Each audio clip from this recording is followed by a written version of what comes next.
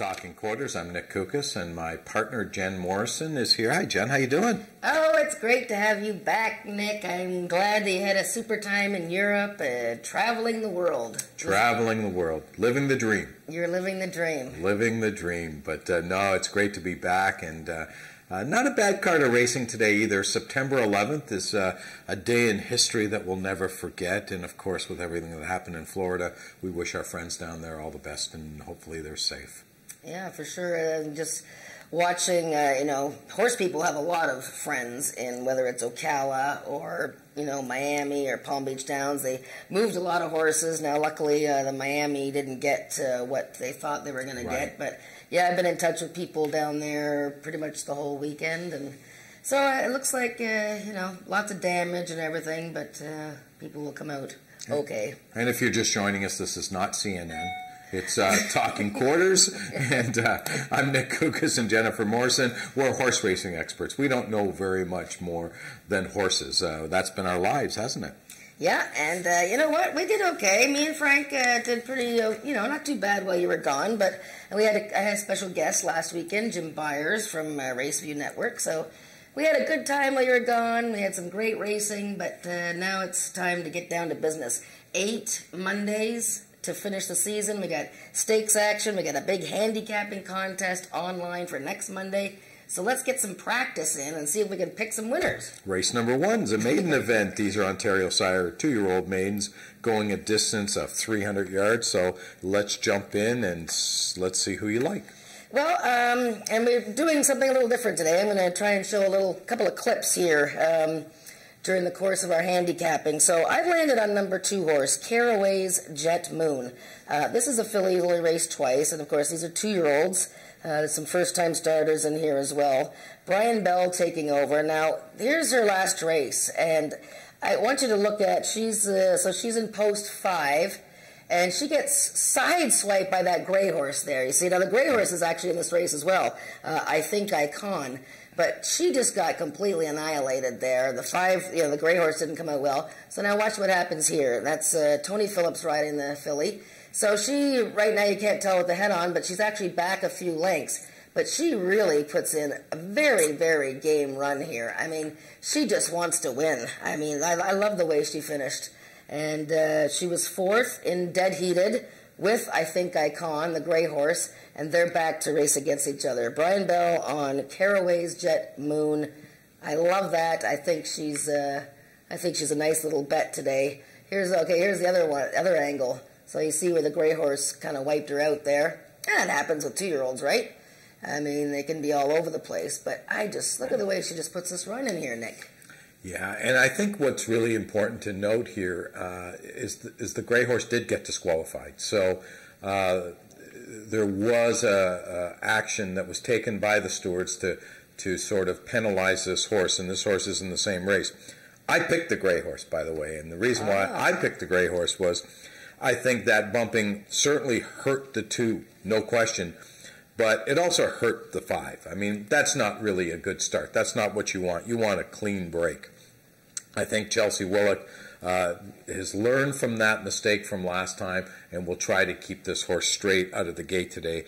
This is all about the start. And as Jennifer's pointed out, the reason why she's showing you this is in quarter horse racing, the break is the most important thing. There's nothing more important than the break. Not the pace, not speed duels up front. It's all about the break. And if you don't get a good break, you got no chance. Yeah, so, anyways, we both like the same. Well, the 5 horse I actually didn't pick anywhere. I sort of went to a couple of first-time starters. I don't mind the Chili Pepper is by that wonderful stallion, Easton Oak, who used to stand here for Greg Watson. And I like that last workout of Chili Pepper. And I also picked Girl from the Ghetto, Lynn Farrell. 3 foals from the mare, and they're all winners with Josh Scott. But I can certainly see the 5 horse rebounding as well, and I see Doug as 2 and 5 as well. There you go. Race number 2 is the start of our first pick 3 on today's card, going a distance of 350 yards. These are maidens, Ontario sired maidens, And we're going to look at you and see who do you like in this race right now. Well, I went out on a bit of a limb here. I know, I think Ice Witch is going to end up being the favorite here, or at least one of the favorites off of that super debut race. Jet Black fellow by Easton Oak, as we were talking, and he was pinballed in coming out of the gates in that race, but ran really gamely. So I think Ice Witch is going to be your favorite, and I think he's going to be tough to beat. I did, however, go with the 3-horse, a little bit more experience, sorry, the 4-horse, Attaboy Kingsley. I don't mind the way this horse ran last time. You know, he was a bit erratic, he broke outwards, but he finished well. Night Fission's already come back to win, and she won easily. She's actually, I think, a lot better filly than I thought she was. Ramiro Castillo is going to ride. Eddie Walton's not riding today. And I think this horse is going to like a little bit of a longer distance. Yes, he's had 10 starts, I realize that. But I'm going out on a limb here with Attaboy Kingsley. Yeah, I went with the 6-horse, Hellfire and Brimstone. Neil Husband's riding this horse. I like the fact that this horse is coming out of an open maiden back to an Ontario sire maiden, number 1. Number 2, if you go 2 starts back, this horse was 2-5, actually. Got beat 3/4 of a length, bumped at the start. You know, this horse has had some problems in the start. Janice Sadler, the trainer, looking for her first victory of this year. I like the post position. I like the fact that this horse has got some excuses. The outside post looks good. And the other thing, as you've mentioned, is the horse hasn't lost as much as the other horses have lost. That's right, and Captain Carolina could also be arguing here for as favorite, and Julian Serrano is going to ride him. You know, he ran very well again last time, but 12 starts. Right. The horse that was third in his last race, Peeves Braveheart, came back to win nicely. So he's an obvious contender, but as you can see by our picks, we're sort of all over the map in that second race. Exactly. Race number 3, an allowance race for 3-year-olds and up, which have never won 3 lifetime.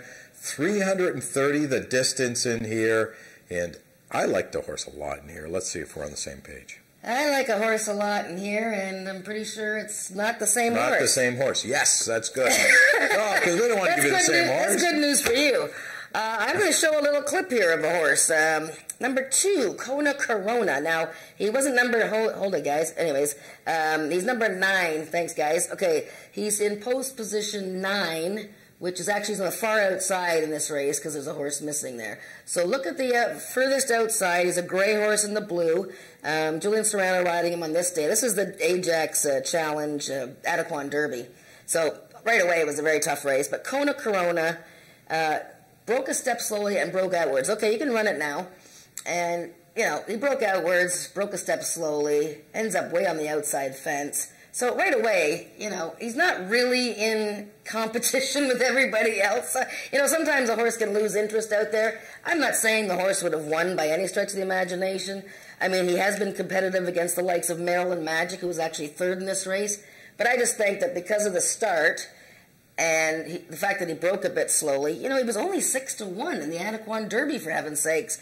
I think he was going to run a better race. He just sort of lost his focus out there. He sees on the wrong lead, and I just think he lost his focus. I mean, he wasn't in the heat of the battle. But I think with the drop in class down to an allowance race today, Kona Corona, Corey Spataro taking over, that's the horse. What do you think? That race didn't impress me. I mean, I don't know what to say to that, but I mean, I don't know what Watson's done in the last month to correct this horse, but this horse has got some issues, like you said, on the wrong lead, was going to the outside. It's an off day. It was going to the outside fence. I don't know if Serrano was checking to see if the keys were in the car. I don't know what he was doing in the parking lot. I mean, and now he's in the inside, and I hope he doesn't pull that move in this race because he's going to wipe everybody out if he does that. But you know, one thing about Greg Watson, he's a very, very good trainer. So I'm sure Greg has looked at this, and if there's a correction to be made, he's probably made it by that. He's had almost a month to make this correction. So if he does, that'll make a big difference. Because if you really, and you're right, it was a stake race. It was a tough race. He's had 2 bad races in his life. Both of them have been in stake races. Mm-hmm. You know, so in overnight racing, he's been very, very good. I still think the 5-horse Cool Dash and Babe is the horse to beat. I mean, you know, this horse has been incredibly consistent its last 4 starts. I know that she broke her maiden. She won her non-2 life. She got beat a Zop in a non-3 life. She's just incredibly, incredibly consistent. And her numbers are there. She's run 87s, 89s, 91s. So she should be tough in here. And the horse that I'm worried about a little bit is the 6 horse, Duncan Lake, because Duncan Lake is undefeated. And, you know, the line on this horse is scary. I wasn't here when this horse ran. Drew off late, hand ride. That's an impressive statement in a quarter horse race. No, it was serious. I mean, she was absolutely very breathtaking that day. So, yeah, I don't know how good she is. You know, she goes right into a non-winner as a 3. Why not? She could be any kind of horse. We'll see what happens. You know, she beat a filly, Mr. Madley, who's still trying to win, mind you, and runs today. But look, I like a lot. You know, this is a very competitive little race. I mean, Steel Patriot I picked last time, and he won with blinkers on. Has the light bulb gone on, and he's woken up, you know? So who knows? Let's take it to Melissa. Thanks, Jen and Nick. I'm here with Bob Broadstock, owner and trainer. Bob, it's a beautiful day out today, isn't it?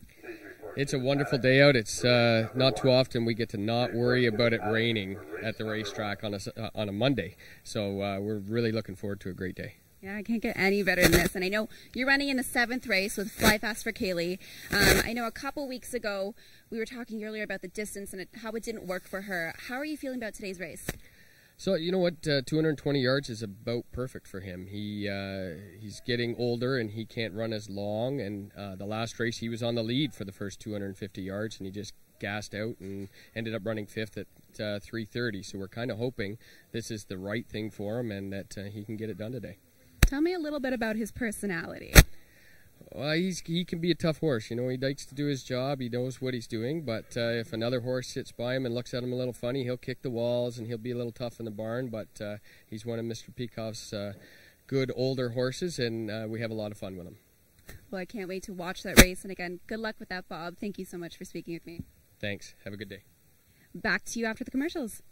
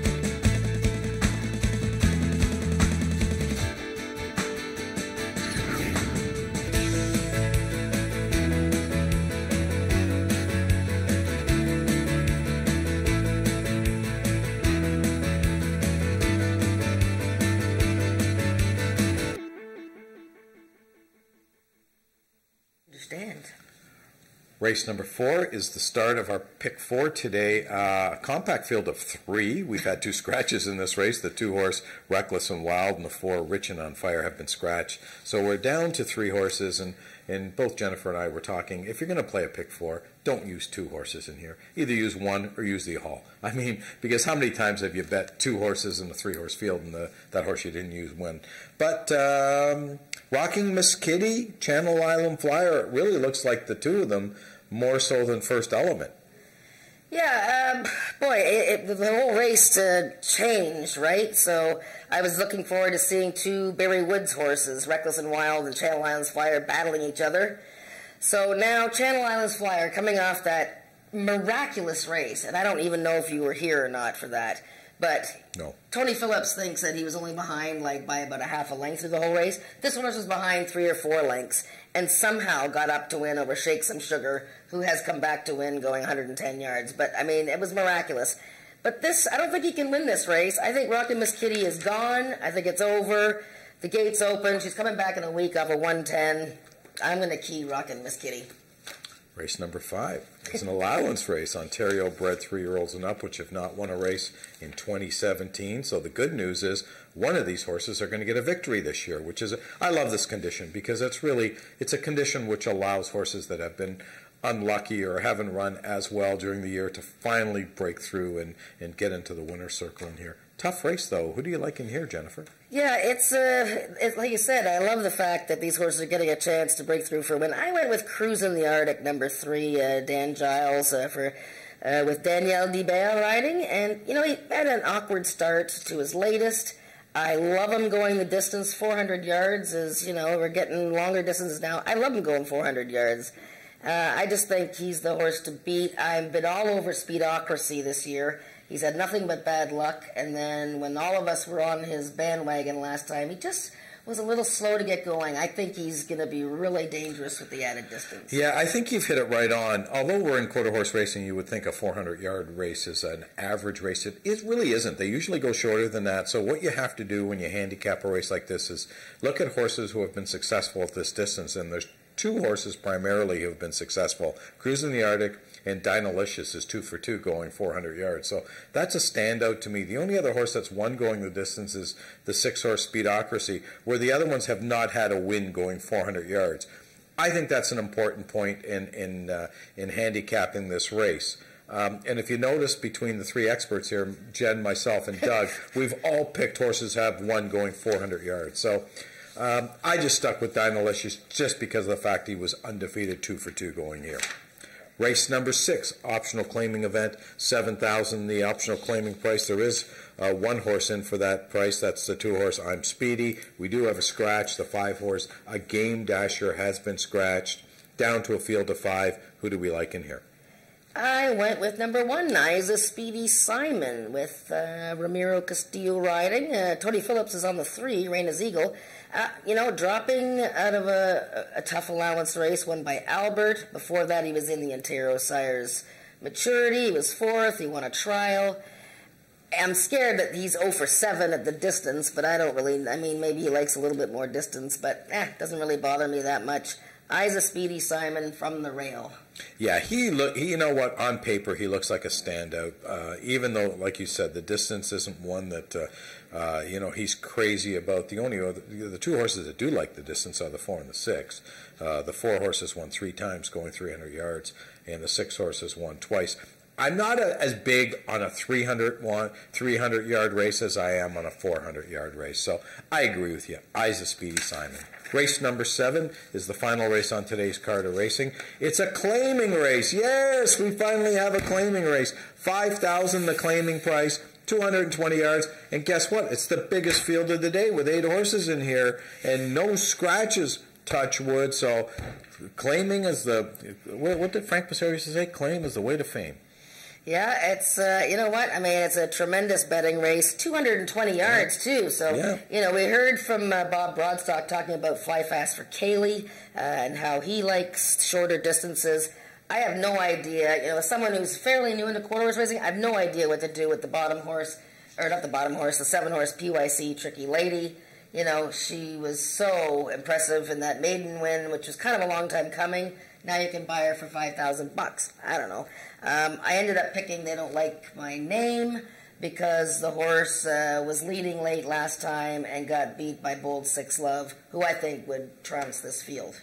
Yeah, you know what, this is a very tough race. It's a great handicapper's race. I know I picked the 3-horse for second. She's a streaking chick.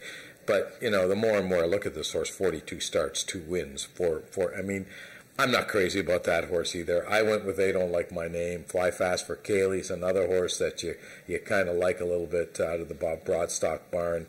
And the 7-horse might be the the 7 horse is going to be the interesting horse because it took her 10 starts to break her maiden, but like you said, she's been very impressive. I just got word that we do have a late vet scratch in race number 1. The 1 horse, Rare Forms of Magic, has been scratched. So anyways, that brings us down to a field of 5. That's it for Talking Quarters. We're going to take it up to Frank Ferrari for today's changes on the card of racing. Makes me feel alive. Horse racing